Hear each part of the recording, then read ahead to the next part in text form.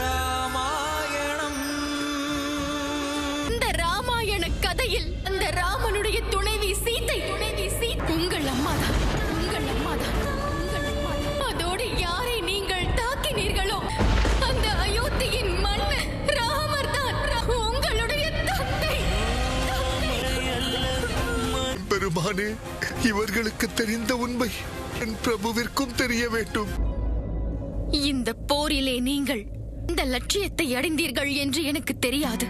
ஆனால் ஒன்றை மட்டும் கூறுகிறேன். நடந்த போரிலே இன்று அவர் தரப்பிலே எவராவது உயிரிழந்திருந்தால் நீங்கள் உங்களுடைய அம்மாவான இந்த சீதையை நிரந்தரமாக இழந்திருப்பீர்கள்.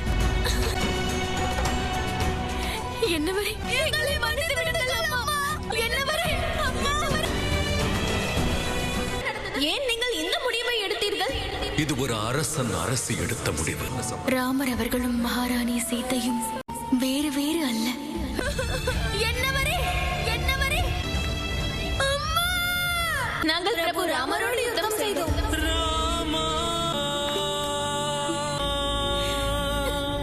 தாயே,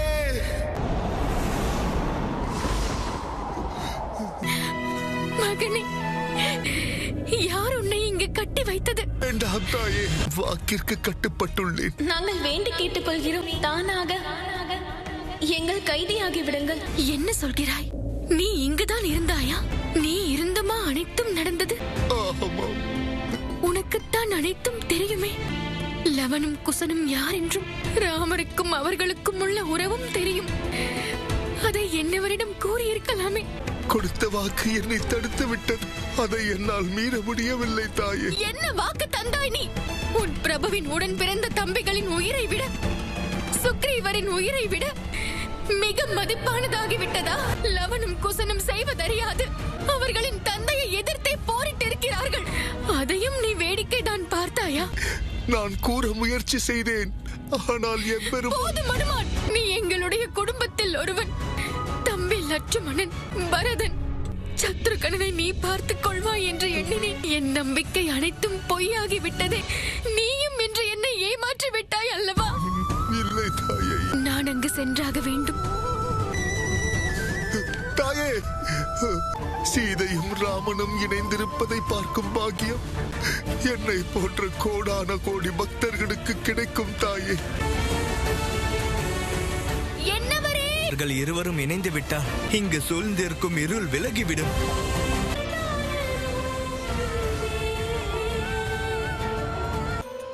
காலம் கனிந்து விட்டதாக எனக்கு தோன்றுகிறது. சீதையும் ராமரும் இணைந்து விடுவார்களாம். கூடிய விரைவில் இணைவார்கள். இது சீத்தை அளிக்கும் வாக்கு. சீக்கிரமே நேரம் வரும். அப்போது அயோத்தியில் இருந்து அனைத்து தீமைகளும் அழிந்துவிடும். செய்துவிட்டார்.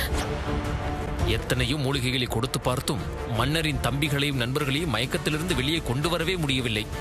என் பிள்ளைகளா என் குடும்பம் அழிவதற்கு காரணமாக இருக்கிறார்கள்? இல்லை. தாயே, பிரபுவை சந்தித்தீர்களா தாயே? மன்னித்து விடு அனுமான். பிள்ளைகளின் பாசத்தால் மூழ்கி போன நான் உன் வாக்கின் முக்கியத்துவத்தை புரிந்து கொள்ளாமல் போய்விட்டேன்.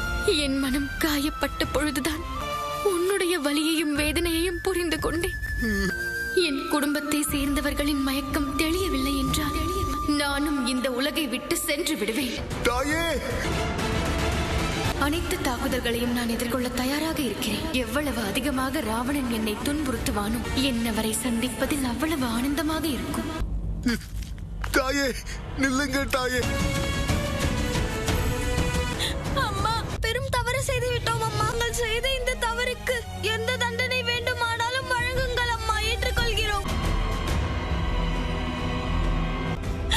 அம்மா. எப்பொழுதெல்லாம் எங்களுக்கு துன்பம் வருகிறதோ அப்பொழுது நீங்கள் தான் சரியான பாதையை காட்டுவீர்கள். நித்தன் என்ற ஒரு வார்த்தை சொல்லுங்கள் அம்மா.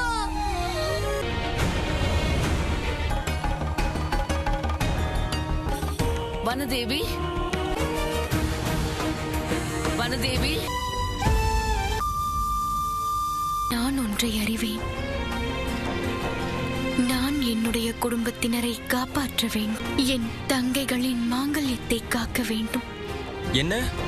இந்த நொடியில் இருந்து நான் தவத்தை மேற்கொள்ளப் போகிறேன். நான் மேற்கொள்ளவிருக்கும் தவம் முழுமையடையும் வரையில் கண் திறக்க மாட்டேன். குடும்பத்தை சேர்ந்தவர்கள் உயிர் பிழைத்தார்கள் என்ற செய்தி கேட்க வேண்டும். அதை விடுத்து அவர்களுக்கு ஏதேனும் நேர்ந்ததென்று கேள்விப்பட்டால் உடல் உயிரை விட்டு விலகும் வரையில் இந்த இடத்திலேயே, வால்மீகியின் இந்த புனிதமான குடிலிலேயே நான் தவம் இருப்பேன்.